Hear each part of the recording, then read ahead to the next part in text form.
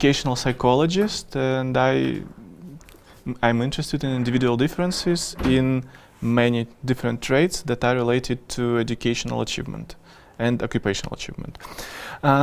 Since we have such a close auditory today, I'm totally okay with you asking me questions kind of during this session, and I'm happy to answer your questions. If you don't get something, please ask your question and I will be happy to provide some explanations.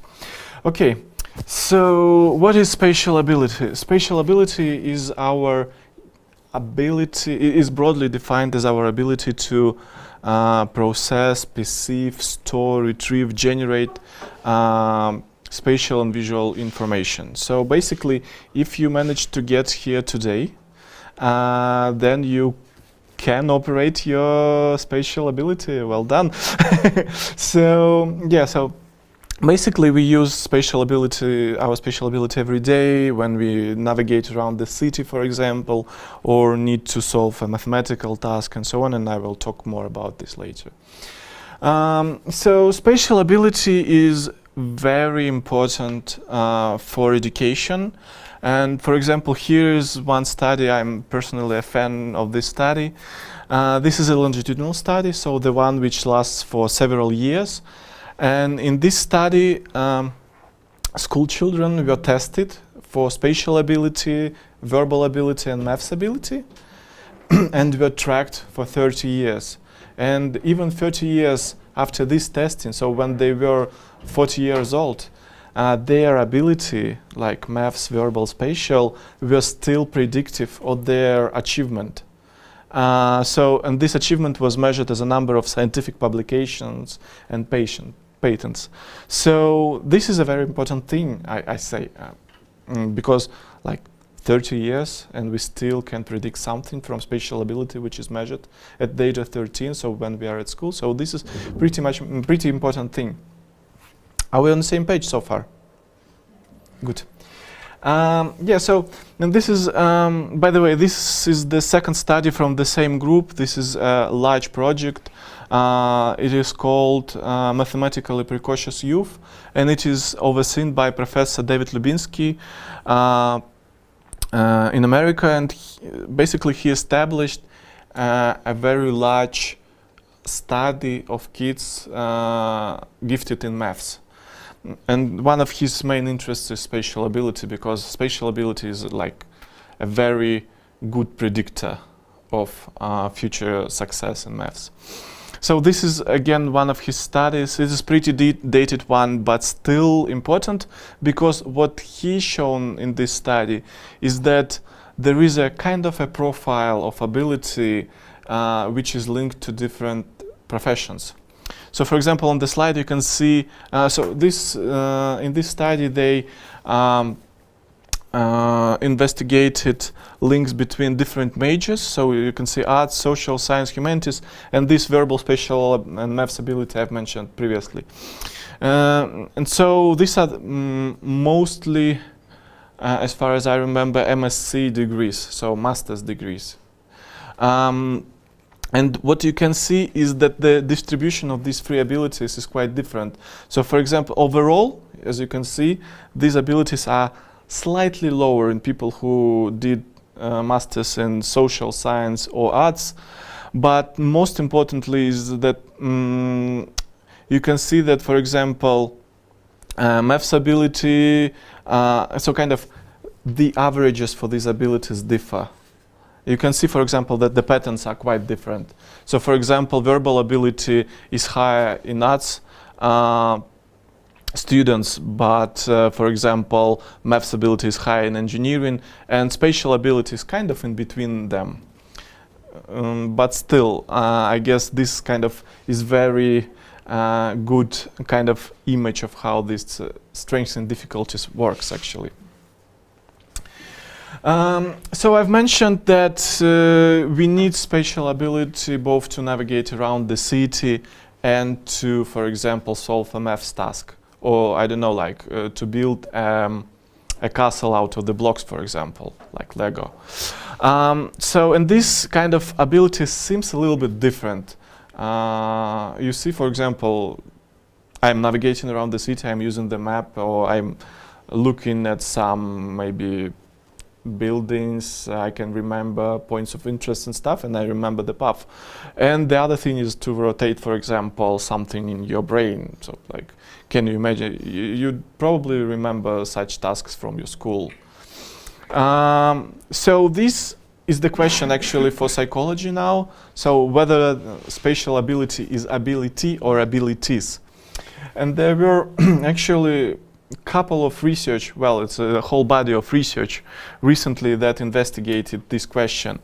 And these were all kinds of different research, different research methods were used, for example, to investigate this. So, for example, some of the studies were cross-cultural. People investigated, and I also contributed to this agenda. People investigated, for example, whether spatial ability is a single construct in people who come from different cultures. So, for example, from Russia and from China. There was some research in populations of kids with different expertise. So, for example, maths expertise or expertise in sports.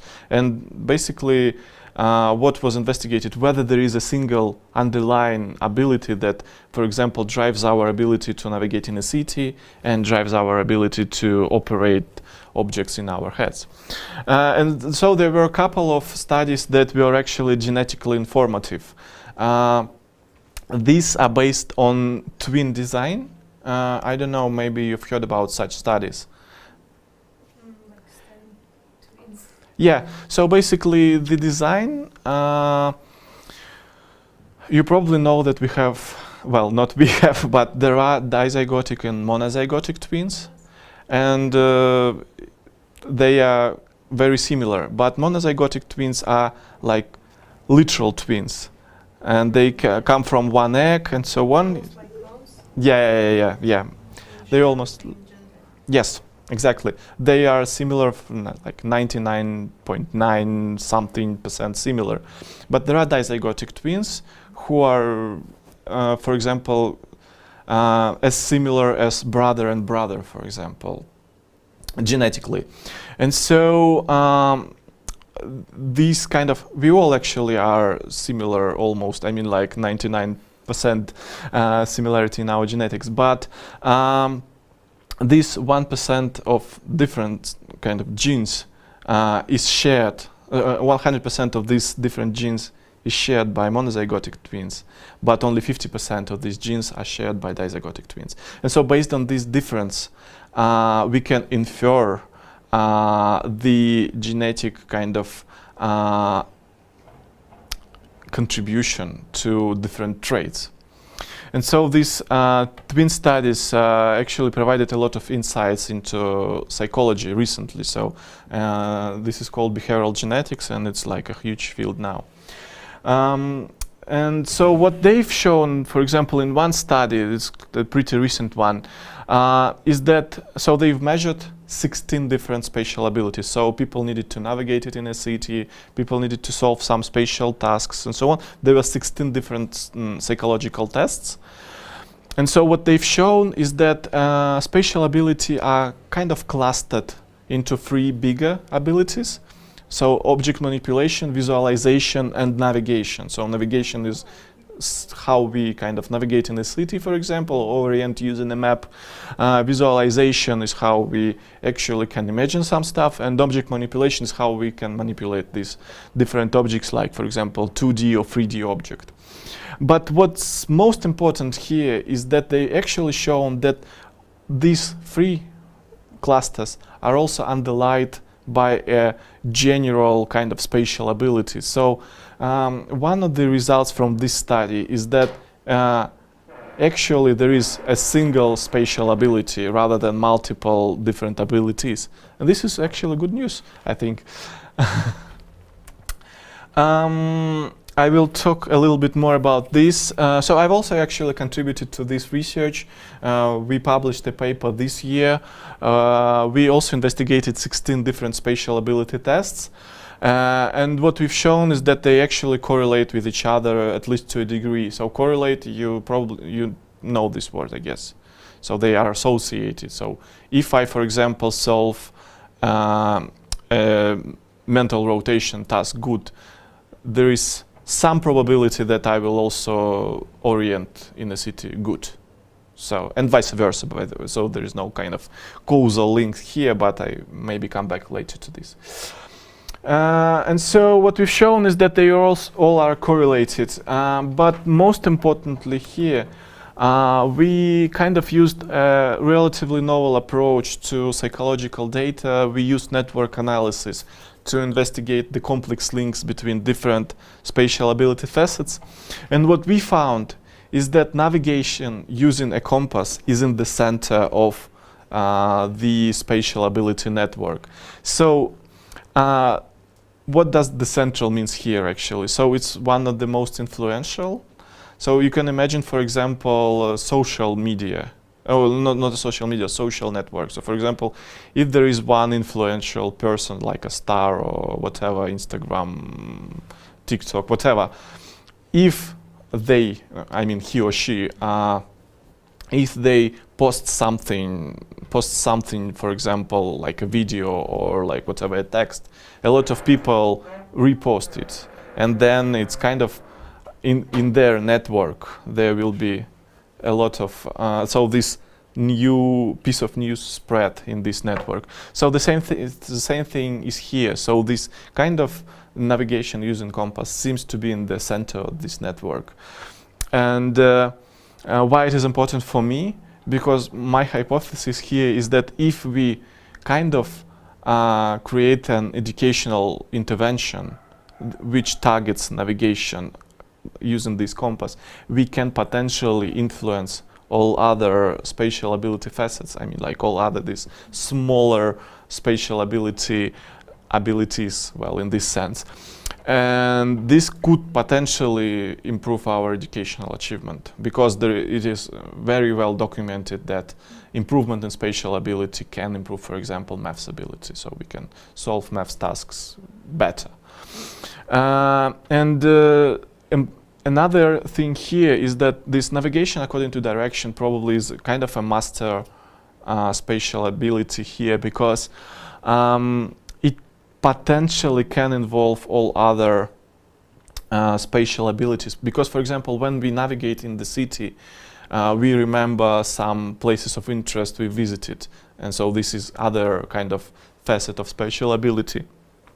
We also, for example, when we go in the city, we kind of take a look from a different degree on different objects. So for example, if I go across the building, I will see it from different angles and I memorize it. And this is kind of one of the other spatial ability facets, like mental rotation or perspective taking. So it's kind of all of them are linked, and it was not a surprise for me that this was in the center, because it seems to be very important even from an evolutionary perspective. It seems as a very important thing. And yeah, I see a lot of potential actually in this study, because novel technology, like for example virtual reality, can provide us with relatively cheap and easy to implement way to improve spatial ability. So for example, this is a study which was published a couple of years ago, and what they've done, they asked people to navigate into a virtual city, and people needed to perform some tasks and so on, but what they found is that spatial ability actually improves when we navigate in the city, in a virtual city. So this is a relatively easy way to improve this very important ability which we all hold. So far so good? Okay. So yeah, another thing which is very important for education, I've already mentioned that spatial ability is actually a malleable thing. So it can be changed, it can be trained, unlike, for example, intelligence or working memory. This is kind of a huge debate around that, but spatial ability is one of the traits that actually shows that it can be trained, it can be improved. And this is one of the not most influential, but maybe most famous studies on spatial ability. So it's even kind of all psychologists can kind of remember it. When you coin like London taxi drivers, they will instantly remember about this. So this was the study in which London taxi drivers were investigated. There is a special program, educational one in London. It lasts for 2 years, and in this program, taxi drivers, future taxi drivers, are learned to orient in London. So they are not allowed to use GPS, like a proper London taxi driver is not allowed to use GPS or like map and stuff. He or she needs to remember all the places, and London is huge, as you know. And they study for a couple of years in this program. And what was shown in this study, this is, by the way, one of the most influential scientific journal. You've probably heard about Science, Nature, and this is Proceedings of National Academy of Sciences, one of the most recognized journals in the field. And so what they've shown in this study is that actually, so they used an fMRI. You've probably heard about this also technology. It's functional magnetic resonance imaging. So they actually scanned their brains, and what they found is that the gray matter volume in hippocampus of these taxi drivers was kind of larger. Well, the volume was increased in these taxi drivers compared to healthy controls, like people who are not taxi drivers, and so on and so forth.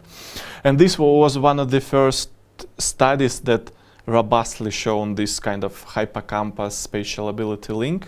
There were numerous studies after that. They, for example, compared taxi drivers to bus drivers, because bus drivers use the same routes every day, and they didn't find such dramatic differences kind of related to this activity.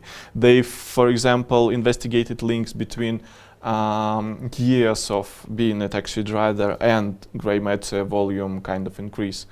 And so there is a huge body of studies that keep kind of providing evidence regarding this. And this is one of the most influential studies on the brain plasticity, so we can potentially change our brain with training. Since I've already mentioned brain research and spatial ability and maths for several times, I think it's high time to say a couple of words about maths. So actually, there is a lot of research that shows links between maths ability and spatial ability. And this is a very well documented thing, this link. So you've probably heard about, so there are huge meta-analysis actually that shows this link. You probably heard about this. Meta-analysis is like, for example, I'm a researcher, I have read like 50 papers which show some contradictory evidence. So for example, some people say that these are correlated, another paper say no, they are not correlated, this study shows no link at all, and so all this is messy and stuff, and there is a special statistical technique that allows to kind of summarize all this research, and so this is a meta-analysis. And so there are a couple of meta-analyses that actually show that spatial ability and maths ability are linked. And there are huge reviews published now which kind of aim to investigate like why are they linked. So why are they linked? And one of the key hypotheses now is that maths ability and spatial ability actually share some common brain mechanisms. And this study nicely shows the areas that are activated, for example, when people solve maths tasks and when people solve spatial tasks. And you can see that they are in some places they actually coincide. I mean, like the same areas, pretty much same areas are activated. And so it's intraparietal sulcus and parietal cortex, so these areas here. And what is interesting here is that kind of from an evolutionary perspective, researchers now discuss, so why do we still kind of, why do we use these areas like which are for us, which were developed to kind of help us to orient in space, to kind of solve math tasks. And this is a very interesting discussion now, and it's ongoing still in between them, right? Because it's, so this accuracy is actually a measure of our mental number line. And so they've shown that spatial abilities can predict this number line, our accuracy in performing this task. And this number line is also underlies our approximate symbolic number calculation, basically easy arithmetic tasks performance. And so they've shown this in a longitudinal design at the age of 5, 6, and 8. They measured these tasks. And this actually kind of provides some evidence for a causal link, because, well, it is a very complex thing to establish causality in psychology, and in, I guess, in all research. But in psychology, it's very complicated to figure out what was before and what was affected and where this kind of arrow goes. But this longitudinal design, because of the time, helps us to provide, to kind of to establish these causal links, because our arithmetic ability at the age of 8 cannot affect our spatial skill at 5. You see what I mean? Yeah, so, and this is a kind of a very reliable way to establish this causality. There are also two other hypotheses. I can in principle mention them, but they are kind of beyond our today's discussion. So why spatial ability and maths ability are linked, but they are beyond our discussion today. So I keep kind of arguing that spatial ability is very important for education, and I really like this study. So I actually review for a couple of scientific journals, and this paper came to me kind of a couple of years ago, and I reviewed it and was really very eager to start kind of talking about it, but I couldn't because it was prohibited for me to discuss the paper, which is not yet published. But now it's published, so I can talk about this.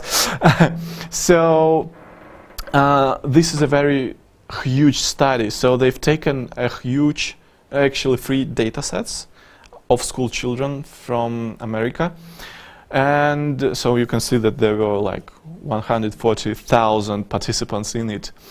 And what they've shown is that 4 to 6% of US K-12 educational system are actually spatially gifted. So they have very large spatial ability, I mean like very high spatial ability. And they are not gifted in verbal or maths ability, and this is a very important point here. So they've only found that these people show very high spatial ability and they are not very good in maths or verbal ability. And what they've shown is that these kids are at increased risk of showing high academic disengagement. So they for example, they were found to break in school rules, they have behavioral and emotional problems and so on. And one of the reasons researchers argued is that they they feel their ability to be underused, but so basically they do not feel needed. So they could not find a place in the educational system to kind of use their spatial ability, which is very high. And that's why they have shown this demotivation or disengagement. And I find this paper is very important. We also published a paper on Russian school children, kind of following this study. Our sample is smaller, but still kind of good. And what we found is actually the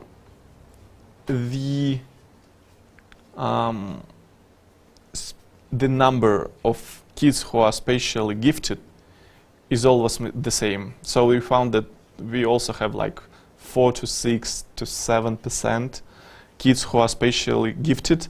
And if you remember from school, we are not really heavy on spatial ability in school. We have maths and, for example, Russian language, like languages in general, for example, English one. But spatial ability like geometry or geography actually are slightly kind of beyond focus of our teachers. And so this is, I guess, this might be a problem later on.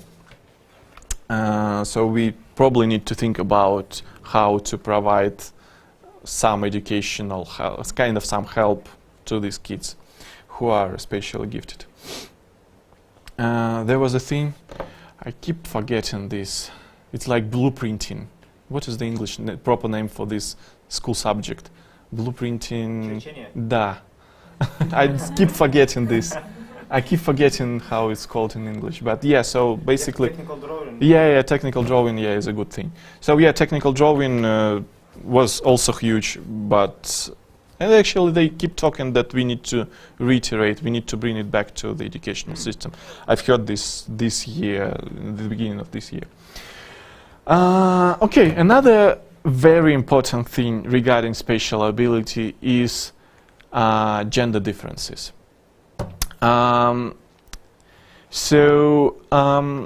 There is a lot of research in this matter now, you can imagine.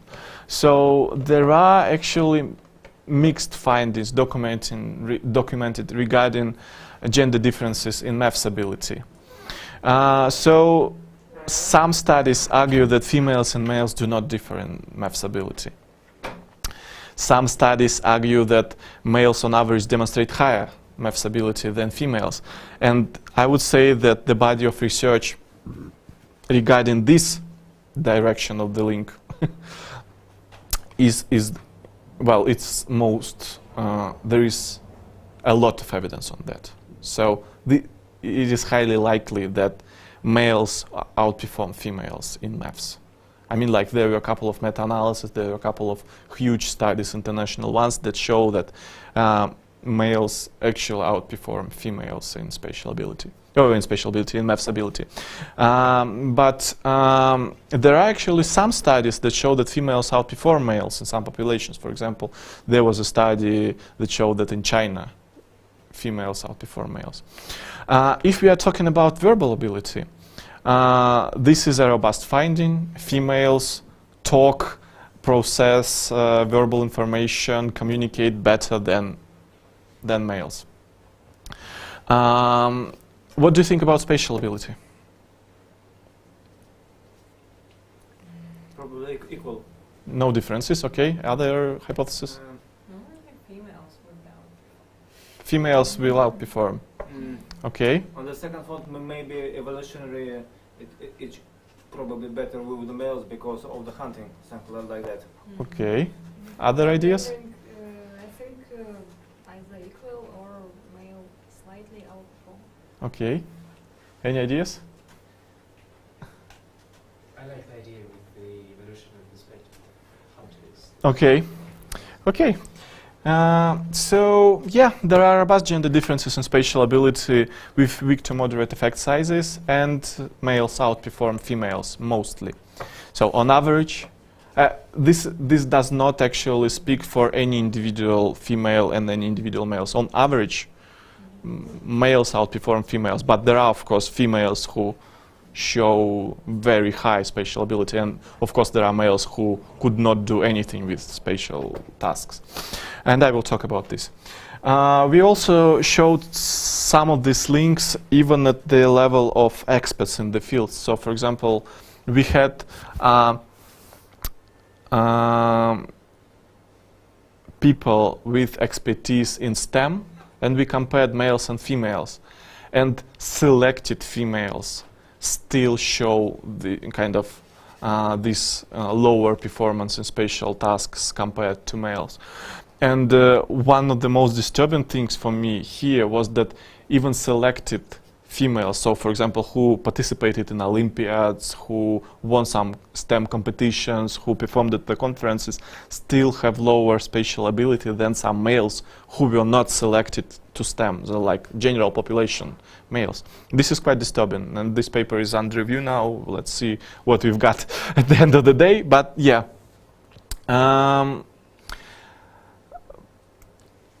However, there is some evidence that females actually could outperform males in spatial tasks. And one of the key kind of explanations of this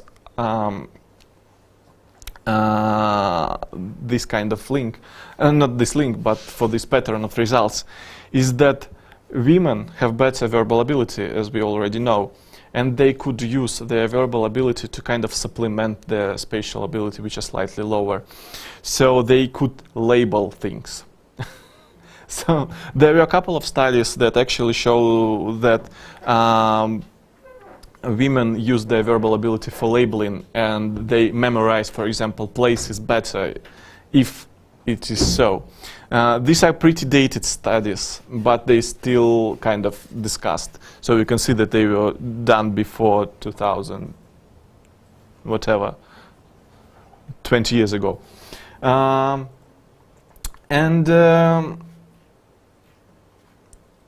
Since we've already mentioned evolutionary kind of explanations for this difference, there is a huge debate regarding this. So people still discussing why females underperform, kind of have lower performance than males in spatial ability. This study is from 2003, but it's still kind of there is nothing better, I would say, in this in this area, and these hypotheses are still discussed. So again, you've mentioned these hunter-gatherer theories, and this is one of the hypotheses that is discussed too. But for example, and you see that they are in different direction. So for example, there are some hypotheses that actually argue that females should have higher spatial ability because female foraging, so kind of going for berries and stuff, they need to remember the locations and so on. And there is no evidence kind of definitive for neither of hypotheses, including not only humans but also in other animals. There is a lot of research in this area in animals too, and there is no definitive answer yet. However, there are some novel hypotheses that actually provide kind of newer explanations. So for example, this hypothesis was mentioned there, so male warfare, but this is a study from 2022. I've read it like whatever, a couple of months ago. And what they've argued is that, so here for example, on this slide they say that, well, men travel long distances to kill competitors and capture females. This is why they have higher spatial ability. But this paper, whoa, something's going on. This paper argues that actually these competitions included the use of blunt force and projectile weapons. So males did not only kind of traveled a lot to find someone to fight with, but they also tried to hit them. And since spatial ability is linked to motor ability, this probably had driven increased spatial ability in males. And by the way, I didn't mention this before, spatial and motor skills are quite related, also are related, and there are numerous studies that show that actually some brain areas are also shared between motor and spatial skills. And there are very nice and really tricky research in this area. So for example, there is one study that amused me recently. Participants of the studies, of psychological studies, usually solve some task using their laptops, for example, in the labs. And in one of the studies, they were asked to perform a mental rotation task. So the figure was shown from different angles, and they needed to say whether this is the same figure or the wrong figure and stuff like that. But what was done in this study is that they fixed one of their arms, so they couldn't move one of their arms. They could still use mouse to click correct answers, but one of their arms was fixed. And what they found is that people with this arm fixed solved these spatial tasks, kind of their performance in these spatial tasks was lower compared to those whose arms was free. And this is a very fun thing. I mean, it is like amazing to me, because this kind of restriction of movement affects our ability to solve spatial tasks. Does it matter which hand was stronger and which one was? You mean like right left-handedness or something like this? I don't really remember this, but I guess the opposite arm was fixed. There is a lot of interesting stuff there, so yeah. But the good thing there is that we can kind of address this underperformance in females in spatial ability. Basically, gender differences in spatial ability are actually called or considered in contemporary scientific literature as being one of the reasons for women underperformance in STEM, or gender gap in STEM. And so this is one of the, if this is the reason, then we need to address this somehow. And so researchers in my area are now trying to find some ways to help improve the spatial ability, especially in females. So one of the studies I find interesting is that we can teach people to solve spatial tasks better using some strategies. And so this study actually showed that we differ in these strategies. Females use different strategies from males to solve spatial tasks. But if we teach these strategies to people, to males and females, first of all, they start to use them frequently. This is a very messy graph. I will just say what's going on there. So they start to use them more frequently. This is a very good point. We can learn. But another study in 2000, so the previous paper was published in 2012. This paper is published 2 years later.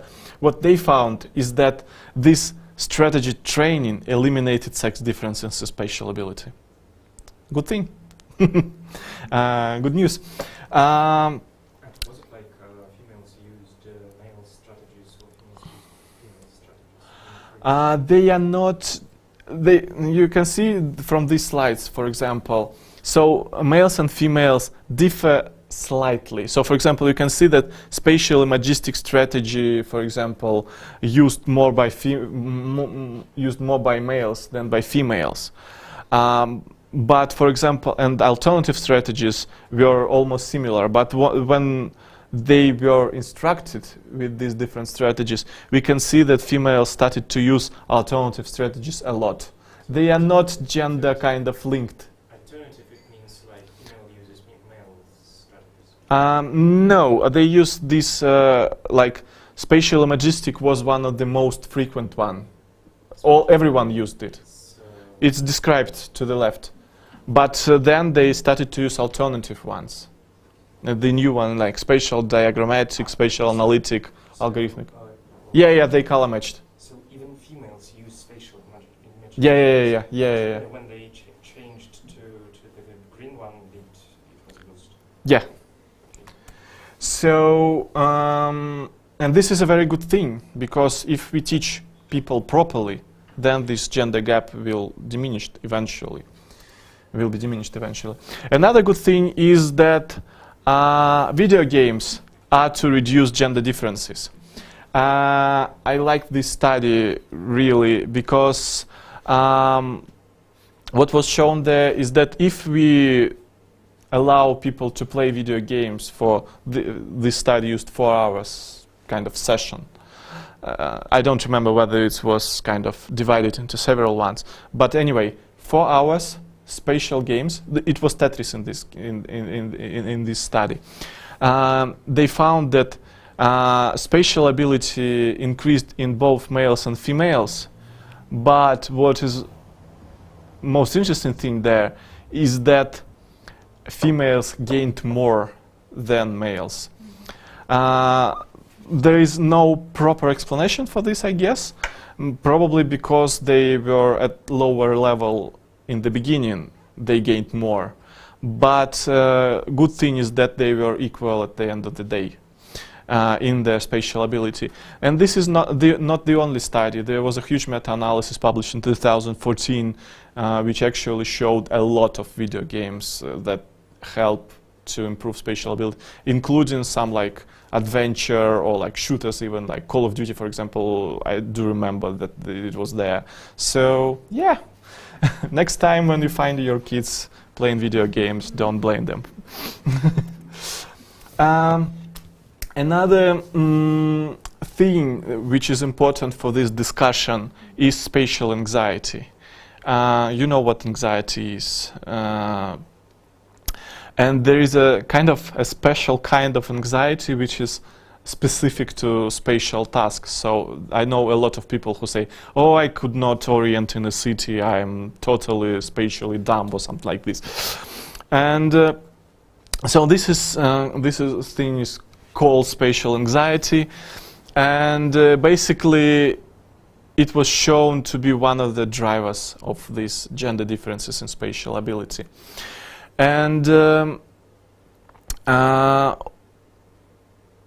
this is not a very huge surprise here, but females on average experience more anxiety, any anxiety. And spatial ability is not kind of an exception here. So one of the ways to improve spatial ability, like performance, is to reduce spatial anxiety in females. And there are actually some documented way to do this. And this was introduced. This topic was it was introduced even earlier, but in 1994 was published this paper that kind of stressed this idea. This is a good word, stressed this idea. And this is actually was further kind of, so there is a further evidence on that. So this is a study that was published a couple of years ago. It is a huge study. It's a meta-analysis also, by the way. It's a huge study that analyzed a lot of studies that used MRI, so this method to investigate brain activity. And so what they found is that there is an increased activation in lentiform nucleus. This is an area of the brain that is linked to negative emotions. And they argued that basically this is spatial anxiety here. So people were solving spatial tasks, and what they found is that females activated in this area more than males. And they suggested that this is probably because of spatial anxiety. So spatial anxiety was kind of online, the one which disturbed, for example, people online during them solving these tasks. The mechanisms for this kind of is not very clear. There is a general framework for anxiety which says that, well, we have a limited capacity mental for example, in our working memory, so we can process limited number of tasks, for example. And so when we experience anxiety, we have a dual task. So we need to put some resources into solving a task at hand. So for example, solving maths task or spatial task or whatever, driving a car. But when we have anxiety, higher anxiety, then our brain needs to process the second task. And kind of we have limited resources, and these two processes start to compete for this resource. And that's why we have lower performance when we have a specific anxiety. And it is also a very well documented thing, for example, in the area of maths anxiety. I've investigated this for a couple of years in my career, and there is a lot of also brain evidence, I mean like neuro evidence for that. So yeah, spatial anxiety.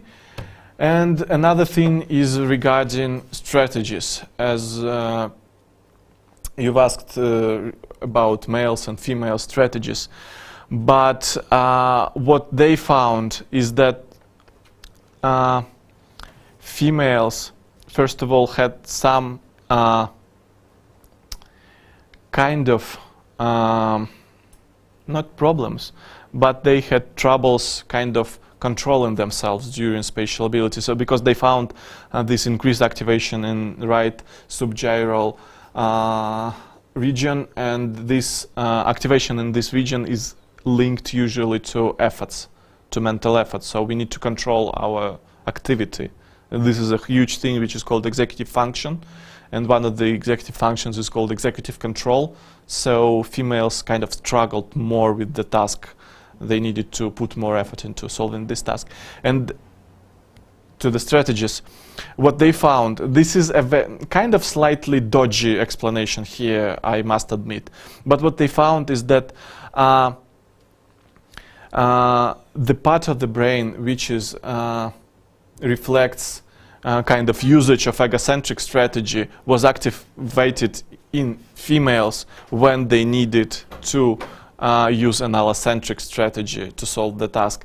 And this is kind of them probably using wrong strategy to solve this task. And this kind of brings us back to the discussion of teaching strategies to solve these tasks. Because if we teach people to use strategies that are kind of linked to the tasks at hand, then they will probably do these tasks better. Allocentric and egocentric strategies basically is about perspective.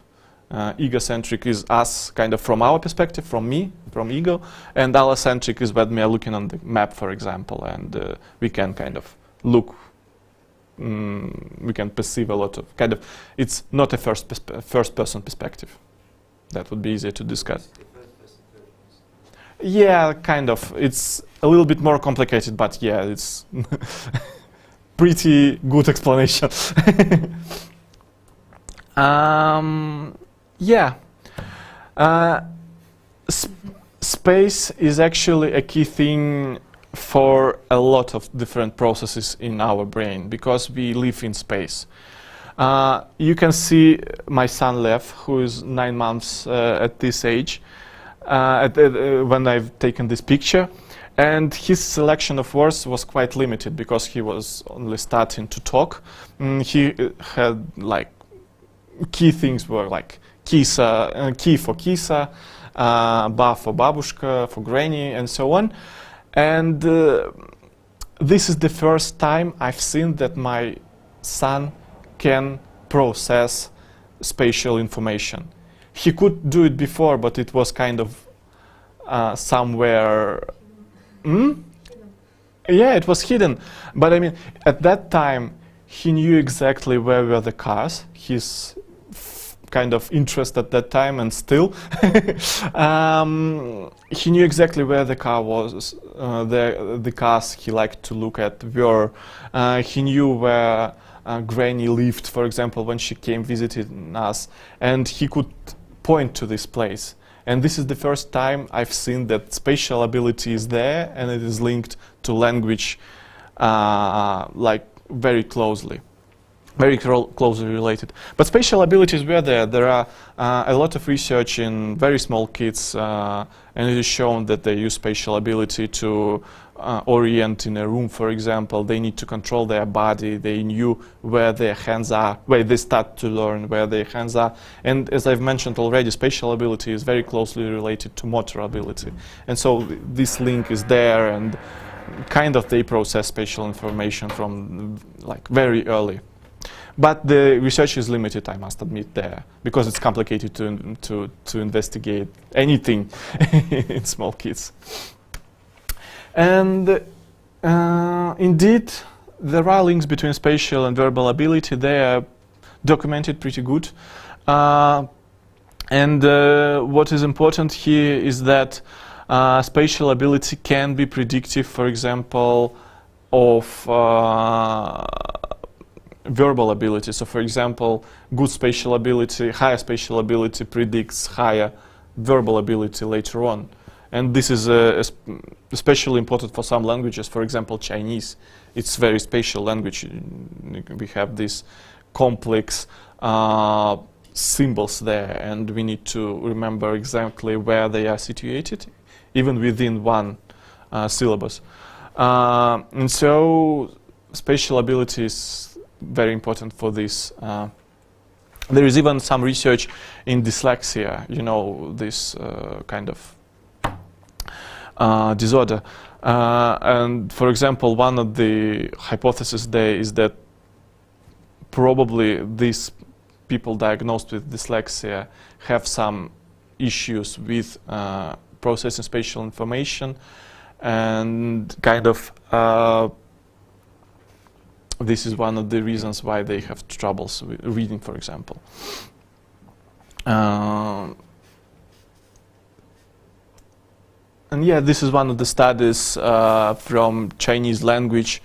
This is quite complex, but it's again longitudinal study, and they investigated spatial ability in kindergarten. So there is like very small kids there, like 3, 4, 5 years old. And what they found is that spatial visualization contributed to orthographic awareness and then contributed to word reading. So these longitudinal designs kind of keep pointing to the importance of spatial ability for verbal processing.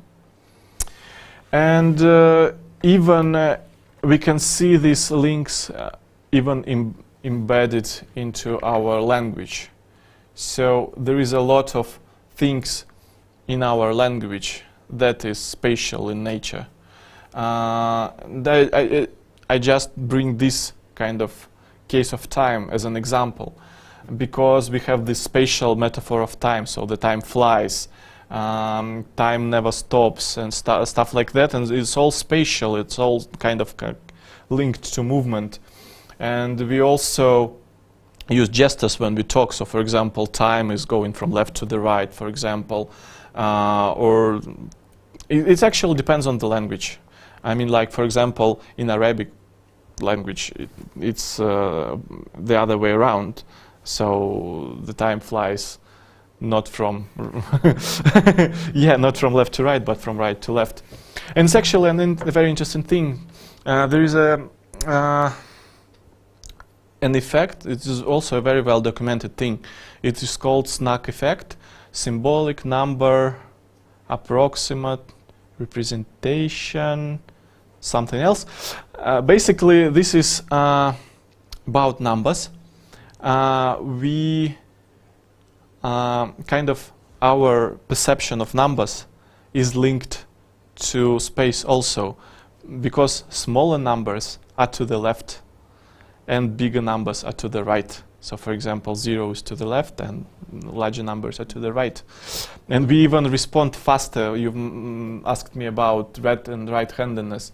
If we need to respond to larger number by right hand, we do it faster compared to responding to the large number by left hand, because we have this kind of competing information. It's again if, Sorry, say it again? It's again if you left hand. Yeah, it changes. It changes. But why I've started to talk about this snack effect is that it is reversed in people who read from right to left. So this is linked to language. And this is kind of a very interesting thing, and this is actually, I guess, one of the key reasons for why I'm doing this research, actually, because it's super interesting. And this is also, this embodiment is one of the theories which is also huge now in research of human actually cognition. Some people say that this theory is actually competes with cognitive theory, cognitive science. But it says that our brain has, and cognition has nothing apart from our bodies.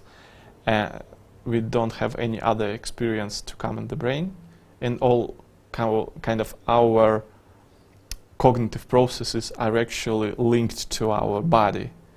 There were some studies, well, I find them a little bit dodgy also, but for example, there are some studies that show that we process words that were presented to us in the bottom of the screen faster if their semantics is linked to something we usually perceive on the bottom. For example, boots or grass or something like this. And if we say something like sun and present it into the upper part of the screen, people process it faster. These are dodgy. Sounds like something weird, but I think it's very interesting. And this is also true for numbers. So, for example, we also perceive numbers in this similar way. Bigger numbers are higher and smaller numbers are lower. And if we present them kind of congruently, yeah, congruence is the correct word, congruently to their magnitude, then we perceive them faster. There is also some people who argue, and by the way, verbal, spatial, and that was quite some time ago. Verbal, spatial, and maths ability are kind of all parts of intelligence. So they are all linked. There is a G, general cognitive ability factor, and it's like intelligence. They are all parts of the intelligence. But there is also a very interesting direction of research which tries to say that spatial and verbal ability might be kind of competitive, not a competitive, but kind of can have different differential effects on us. And this study is very interesting in this sense because it's a genetically informative study, by the way. So what they've done, they've collected DNA from people. They created created a so-called genome-wide association study. So they basically found correlations in genes, correlations between genes, different genes, and we have a lot of them, and a trait like spatial or verbal ability.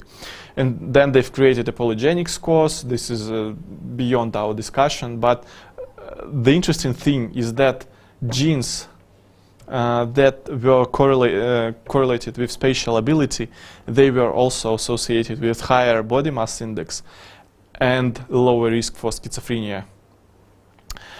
And they also were linked to less openness, a personality trait that reflects curiosity and creativity. But conversely, genes that were linked to verbal ability, they were linked to lower body mass index and had no association with risk of schizophrenia. So they correlate, and we know that they correlate, and there is also some research that shows that they correlate. There is like generalist gene hypothesis, that the same genes contribute to maths, verbal and spatial kind of ability. But also there are some research that shows that actually there are some specific genes that kind of have differential effects on ourselves. This is a very interesting thing. Since we've started to talk about genes and spatial ability, it is a very complicated matter to investigate genes that are related to behavior, because molecular one. We've already discussed twin designs, so we have monozygotic and dizygotic twins. Two monozygotic twins are more similar than two dizygotic twins, and looking at them we kind of can infer genetic contributions because of the genetic differences. We can infer genetic contribution to some trait. But molecular studies are more complex and they're very expensive because we need to collect DNA, we need to analyze data, pre-process it, and so on and so forth. And it is very complicated to find genes that are associated with different behavior. So, for example, this study did not find genes that are related to spatial ability in the genes that are associated with cognitive kind of diseases. And I can imagine their kind of feelings in this case. But there are also some studies that managed to find these links, and for example in this study it was these are pretty small studies. So for example in the first study there were 400,000 people in this study. It's like a lot. We need huge international efforts to conduct such studies. But for example in this study there were 2,000 people and they didn't manage to find this correlation, didn't manage to find this link.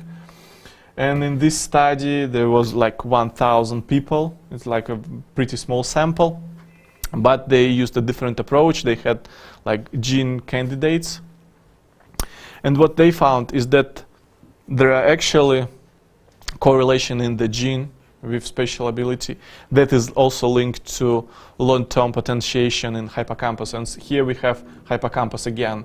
So this kind of research can help us to look to get new insights into the mechanisms. So in one of the previous studies we've seen that, well, this hippocampus is linked to being a taxi driver, to an experience of a taxi driver. So what? And now we can see that, well, there are some genes that are linked to this hippocampus. So this is another kind of way to look at this. There are also some, for example, research that shows that, for example, expression of genes, gene expression in the brain can differ, for example, in people with different spatial ability. And for example, what they found is that there are some genes that are associated with spatial ability. Okay, but these genes are usually expressed in the brain, and they are usually expressed into frontal areas of the brain and prefrontal area. And the prefrontal area is the area that is linked to executive functions. For example, we've talked about executive functions already today. This is our ability to control our emotions and so on.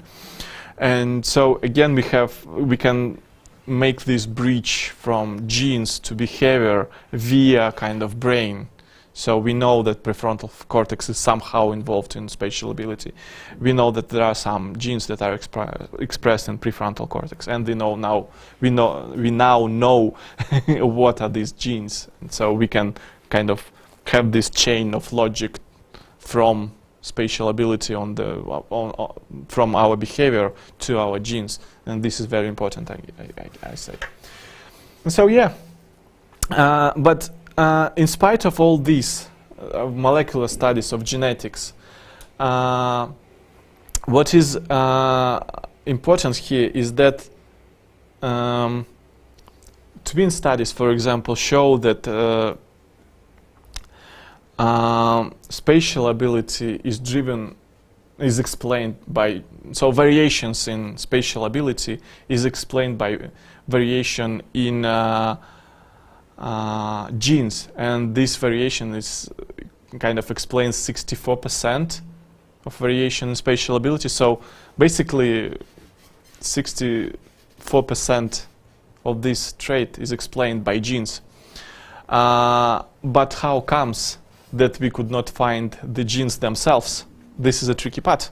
This is called misinheritability, and this is not a unique thing for spatial ability. We still could not find genes that are linked to intelligence, for example. Heritability for intelligence is pretty similar, something like 54%. but we only managed to explain 10% in intelligence, 10% of the variation in intelligence from genes only. But that's pretty much already, but still we do not know where are the other 40% goes.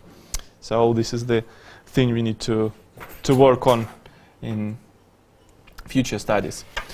But there is some research in other animals that could potentially bring us some evidence regarding our kind of behavior. So for example, these are mountain chickadees. I hope I pronounced this correctly. And so this is a pretty recent study, and what they've shown is that there are individual differences in spatial ability in these birds. So some birds orient better than others. This is an interesting point already.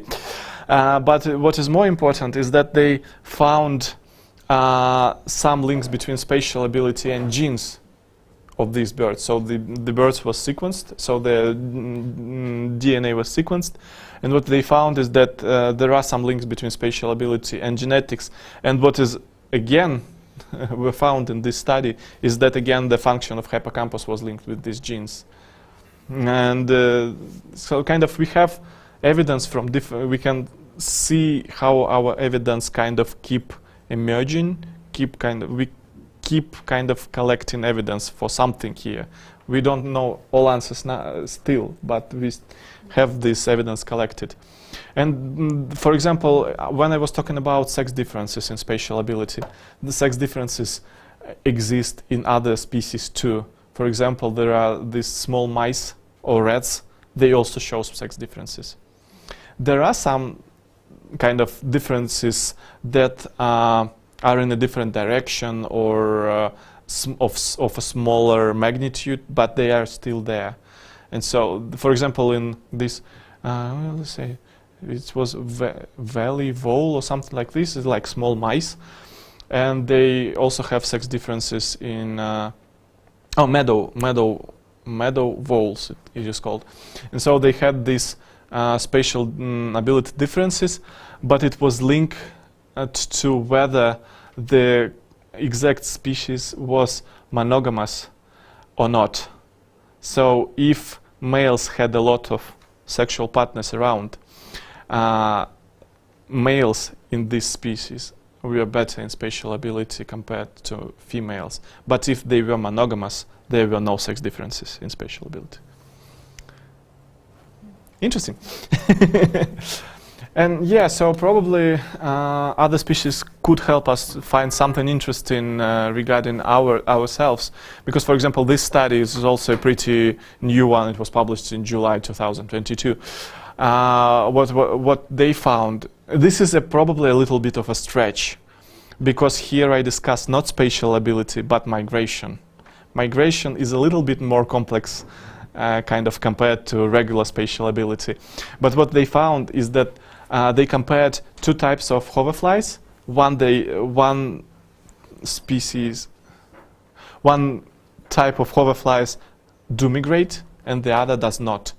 And what they found is that they differ in 1,543 genes, and these genes show like a lot of different traits. I mean, like they correlate with a lot of different traits that include like metabolism, muscle structure, hormonal regulation, and so on and so forth. So probably this kind of research could also bring us new insights into spatial ability. Yeah, and last but not the least, I think I have some time still. Yeah, I have some, like 10 minutes or so. So the thing I wanted to mention is a Nobel Prize, like one of the most recognized scientific awards. So one of the awards, one of the Nobel Prizes was given to people who actually investigated spatial ability. This prize was given to 3 people who identified, so mass media said that they identified GPS in the brain. So what they found, it was nominated, by the way, in 2014, so a recent one. What they found is that they found a positioning system in the brain, so it's called inner GPS, that makes it possible to orient ourselves in space. And they found brain cells in the hippocampus again. That was activated only when the rat was in a particular place in a room. And other nerve cells were activated when it was in the other parts of the room. So they found that they are kind of, these place cells are kind of linked to the room. And what this suggests is that we have a map in our brain which is linked to the places we visit. And this was further kind of confirmed in the following studies, and they found this kind of called grid cells. So this is like a coordinate system in the brain, and it was also linked to the places. I will show. So this is the first study. John O'Keefe did it in whatever the first study was done is, I think it's 1971, yeah. So this was a very short paper. He had a couple of mice, a couple of rats, and what they've done is that they installed an electrode in the brain of a rat, and the rat was running around the room. And what they found is that there was a particular pattern of activation of these neurons in hippocampus when the rat visited particular places. And the following studies further confirmed this kind of hypothesis. And what they've showed is that there are kind of, so this to the left we can see this is, by the way, an entorhinal cortex, a very close structure to hippocampus. But it if I say that it reflects hippocampus to a degree, activity at hippocampus to a degree, that would be true because we can see some similar patterns when they activate together. But it's probably a little bit more complex as it usually in science. But so what they found is that there are kind of locations. So to the left you can see the trajectory of the brain, and to the right you can see the patterns of activation, so like firing rates of the neurons in your brain. And you can see that they actually match each other, so they resemble each other, quite similar things. So yeah, okay, take home message. Spatial ability is quite important for academic achievement and other areas. I didn't mention this, but it's also important for sports and music even and stuff like that. Spatial ability can be improved, and this is very important. We can improve it. It is spatial ability rather than spatial abilities. There are robust gender differences, but they could be addressed by training, like educational interventions and so on. Spatial ability is important for verbal and maths ability. Oh, I've added the point, but I didn't mention this. Okay, I can mention this now. So education needs to be spatialized. Yeah, it needs. There are a whole body of research that investigates different ways to improve spatial ability. I've mentioned a couple of them already. So like, for example, like blocks, like Lego blocks, Lego bricks. Computer games, origami was shown to be effective. There is some evidence that sport participation could improve spatial ability. Computer games, but also there is a lot of things in schools that are already done, for example, that could potentially improve spatial ability. For example, robotics classes or microelectronics classes or some clay, for example, workshops and stuff.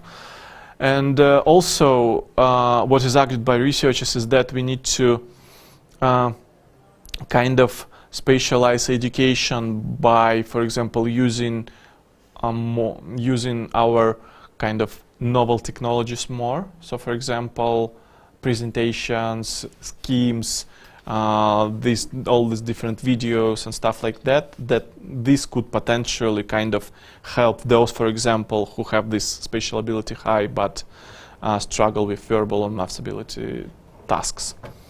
And yeah, genetic underpinnings of spatial ability are quite complex, but we are going there. That's it. If you have any questions, you can email me and we can discuss. Any questions? Comments, concerns, corrections, conclusions? I've run out of words starting from this letter. Yeah.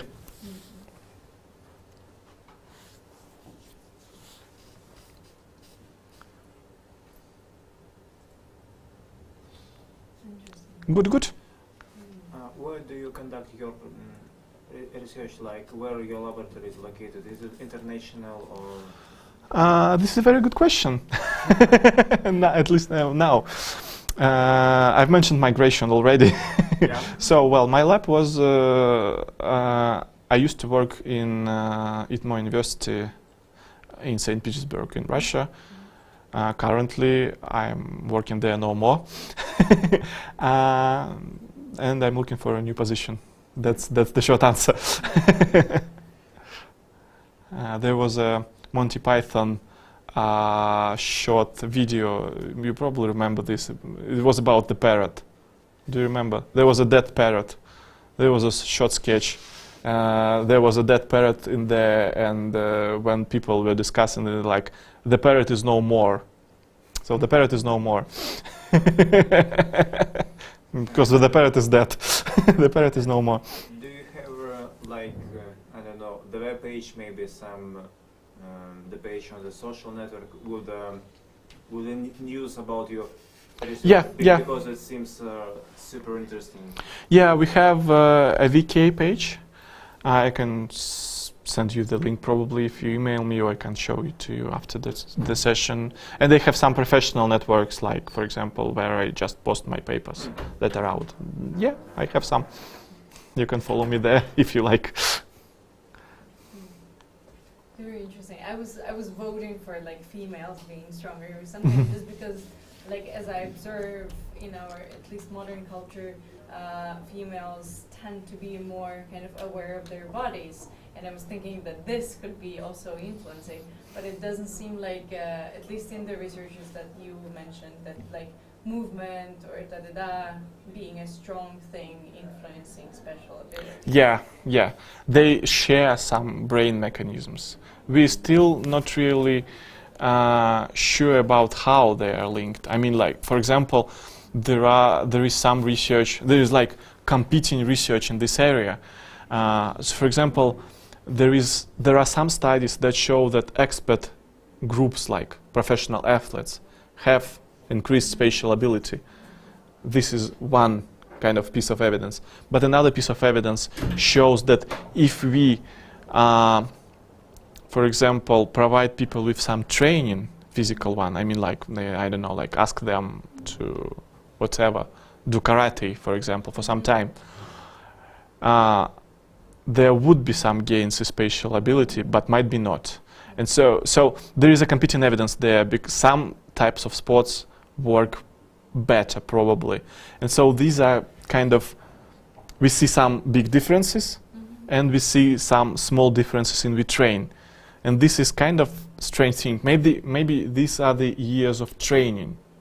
So they've trained, they've participated in sports for, I don't know, several years, like starting from school or whatever. And maybe these are years of practice that brought this kind of spatial ability to this level.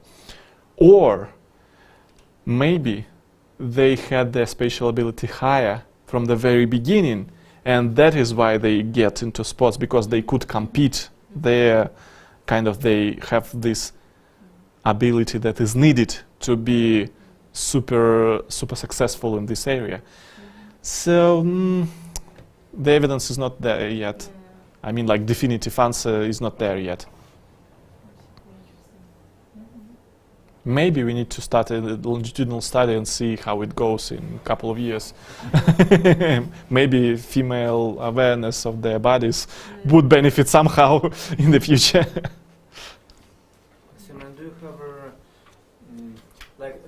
there is a point there about that education needs to be specialized? Yeah, I forgot. I think I've edited the presentation and I've deleted the slide. No problem. The question is like, have you conducted some specialized research on it, or maybe that you researched some practical techniques? Maybe you collaborate with the teachers, something like that. And it's the first part of the question. And the second part of the question is, what is the perception of these ideas from the, I don't know, from the people who are in the, like, from the teachers generally? From the teachers, okay. Very good question, yeah. So, my contribution to this research was, I've mentioned a couple of papers that we've done. So, one of the things is to, for example, document the sex differences, for example, I've shown our study. Another thing we've done was that, for example, where should we target this educational intervention, the study on this, the network study. One thing I'm proud of is that we've developed, validated and published in open access a good test to measure spatial ability. And we put it in open access, and it's available to everyone actually now. For people to use it, for researchers, for example, or for teachers in their educational practice. Because, for example, one of the researchers most recognized in the field says that, well, get tested. I mean, like, go and test your ability to kind of make some decisions regarding your future, maybe, for example.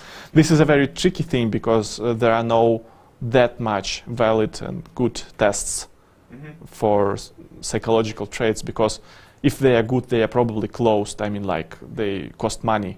Yeah, sure. But if they are not, they are available, so we do not know really whether they work. And so what we've done is that we've published such a test. Great. And it's now available. It's in Russian. It's validated in Russian samples. So, yeah. Coming back to teachers, they recognize the importance of spatial ability. I can say this from my communications with them.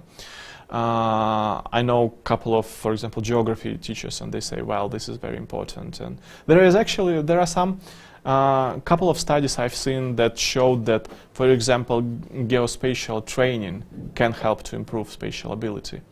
Geospatial training, like for example, here's the whatever field, and you can draw a map of it. Something like this, or there is a map, find something in it, or something like this. And it was shown to improve spatial ability. So the only thing there is that it needs to be systematic. I mean, like, it would not work properly if it will come from teachers.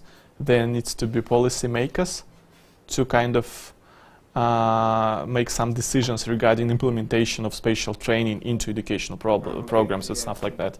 So they could do it themselves, but that would, I'm afraid, would have small impact on overall kind of educational system, educational performance.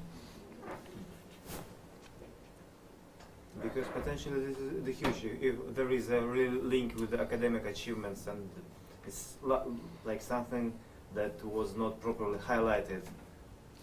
Yeah, one of the slides I've mentioned,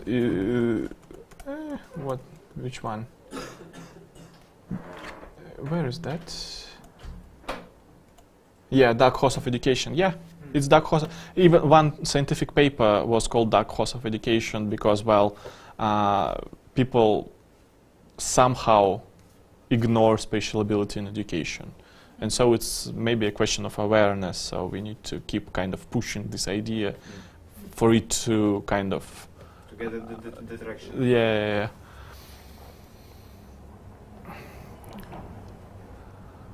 Okay, good. Thank you so much. Thank you. Okay, what should I do?